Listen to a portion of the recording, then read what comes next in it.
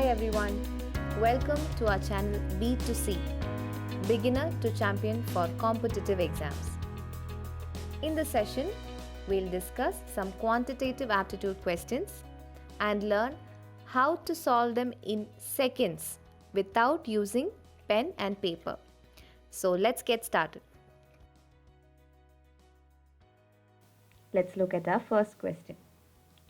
Two numbers are in the ratio of 2:3. If their sum is 125, find the numbers.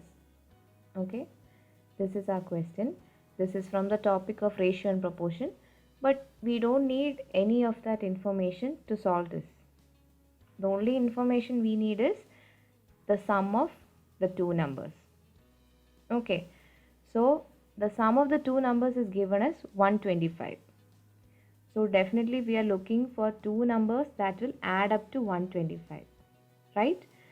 So now if we check the options, from among A, B, C and D, there is only one such possibility and it is given in option A. Yeah, so definitely option A is our answer and we can mark it.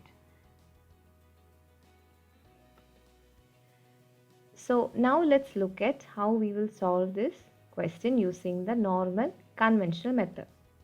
Okay, so we have two numbers in the ratio of 2:3. So let's take the number corresponding to two parts as 2x and the number corresponding to three parts as 3x. Okay, so these are the two numbers and we know that their sum is 125. So we can write 2x plus 3x is equal to 125. That is, the sum of two numbers is 125. Now the left hand side total is 5x. So that means 5x is equal to 125. Then x is equal to 25. Now if we substitute this value x is equal to 25 in 2x and 3x, we will get the corresponding two numbers. That is, 2x is equal to 2 into 25, which is 50, and 3x is equal to 3 into 25, which is 75. Okay, but we already got this answer using the logical method. So now we can learn something important from this question. Okay, so we got our answer as 50 and 75. So that means the number corresponding to two parts is 50 and the number corresponding to three parts is 75, right? So now if you look at the ratio 2:3, we can see that 2 is less than 3. Okay, in the same way 50 is less than 75. So this means that the number that corresponds to the smaller part is smaller and the number that corresponds to the bigger part in the ratio is always bigger.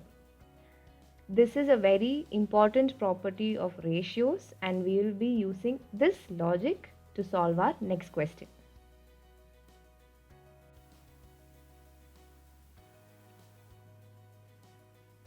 Here is our next question. A, B and C are partners. They share profits in the ratio of 5:3:6. If A earns rupees 1,92,380 as his share of profit, then the share of C is. Okay, this is a question. So here we can see that A's profit corresponds to 5 parts and C's profit corresponds to 6 parts. Okay, so from here itself we can understand that C will be getting a greater profit than A, right? Because in the previous question we discussed that the number corresponding to the smaller part is smaller and the number corresponding to the bigger part is bigger. Okay, so from the ratio itself we can understand that C is getting a profit which is greater than A and we are given the profit of A, right? It is said that A is earning rupees 1,92,380. So if we want to find the profit of C, we have to look for a number which is greater than 1,92,380. Now let's check the options. Okay, from among option A, B, C and D, there is only one such possibility 2,30,856 and it is given in option A, then definitely option A is the answer to this question. We don't have to do any sort of calculations, any sort of division or multiplication or anything. We just use simple logic, and definitely the answer to this question is option A.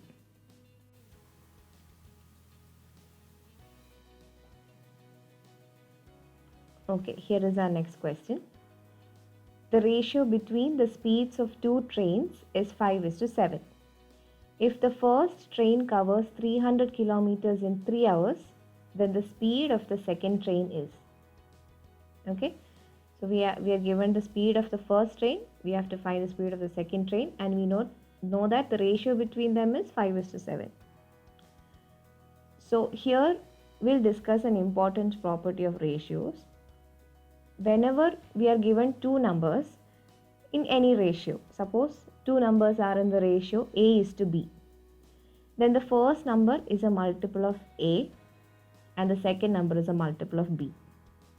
Okay, so in this case we know that the speeds are in the ratio 5:7.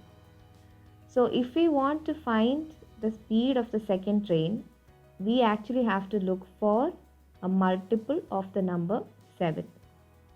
Okay, so now if you read the options, we can see that there is only one number which is 140 and it is given in option B.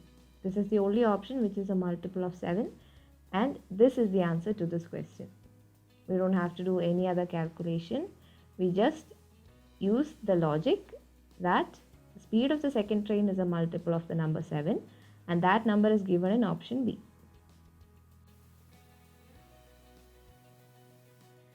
Here is our last question. A can contains a mixture of two liquids A and B in the ratio 7:5. When 9 liters of the mixture are drawn off and the can is filled with B, the ratio of A and B becomes 7:9. Liters of liquid A contained by the can initially was. Okay, this is a question. This looks a little tough, but this is actually very simple. We have to find the initial quantity of liquid A. Okay, in the beginning A and B were in the ratio 7:5, and after certain changes it became 7:9. So in the first ratio the quantity of A is corresponding to 7 parts, and in the second ratio again the quantity of A is corresponding to 7 parts. That is, in both the ratios the quantity of A is corresponding to 7 parts. Okay, so now when we try to find the quantity of the liquid A, we are actually looking for a number which is a multiple of 7. So now if we look at the options, option A is 10, option B is 20, option C 21, and option D is 25. So there is only one possibility, and it is given in option C. So the answer to this question, the initial quantity of liquid A in the mixture is 21 liters. If you enjoyed this video, please do like and share. Subscribe to this channel to receive expert tips and guidance for clearing various placement exams, and press the bell icon to receive instant notifications.